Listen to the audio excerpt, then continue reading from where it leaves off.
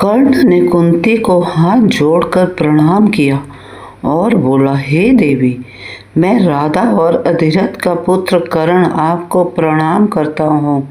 कहिए मेरे लिए क्या आज्ञा है।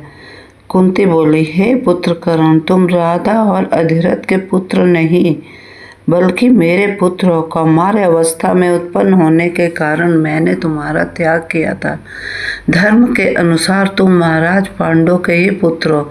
तुम मेरे गर्भ से सूर्य द्वारा उत्पन्न हुए हो। इस बात के स्वयं सूर्यदेव साक्षी हैं। कुंती के इन वचनों का समर्थन स्वयं सूर्य देवता ने भी किया।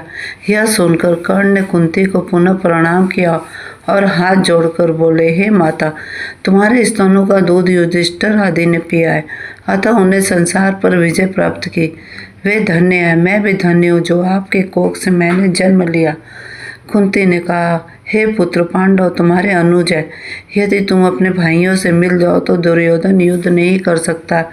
इस प्रकार दोनों ओर की रक्षा हो जाएगी। अपनी माता के कथन को सुन कर्ण ने कहा, हे माता, तुम जो कह रही हो वह सत्य है, परंतु मेरे कारण ही युद्ध हो रहा है।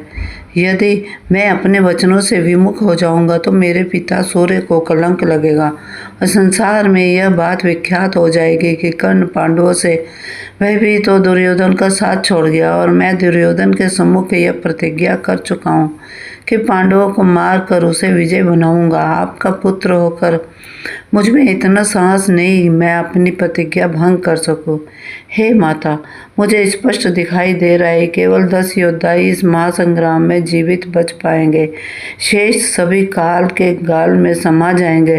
कर्ण की बात सुन कुंती बोली, हे वत्स, मेरे 5 पुत्र जीवित रहे, यही वर तुमसे मांगने आई हूँ।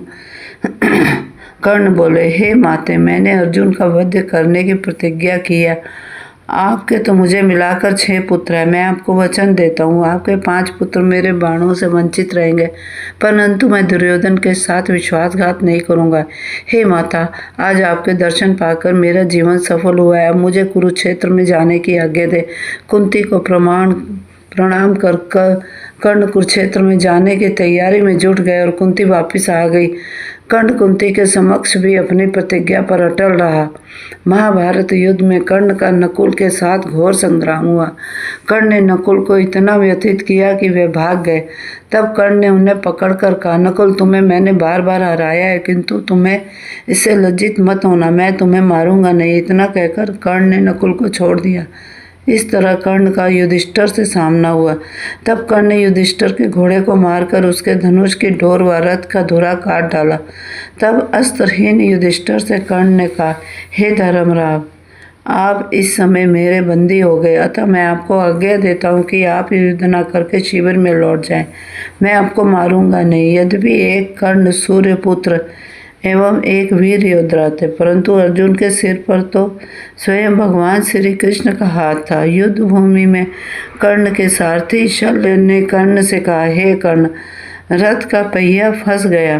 तब कर्ण स्वयं रथ से उतरे, पहियों को निकालते हुए अर्जुन से बोले, हे अर्जुन, मेरे रथ का पहिया धरती में फंस गया है, अतः मैं जब तक इसे ना निकालूं तब तक तुम मुझ पर प्रहार मत करना।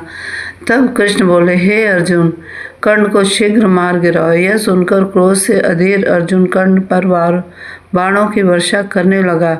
उस समय भी कर्ण अपने रथ का पहिया निकालने की चेष्टा कर रहा था।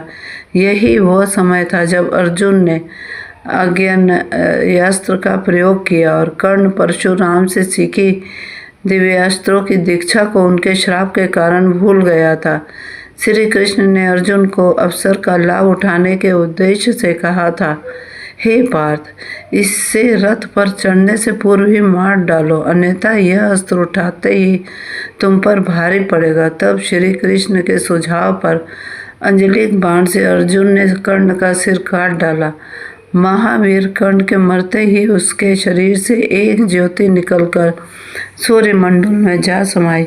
इस प्रकार कर्ण ने दुर्योधन से मित्रता निभाते हुए वीर गति पाई तथा इतिहास के पृष्ठों में दानवीर कर्ण के रूप में अपना नाम अमर करा दिया।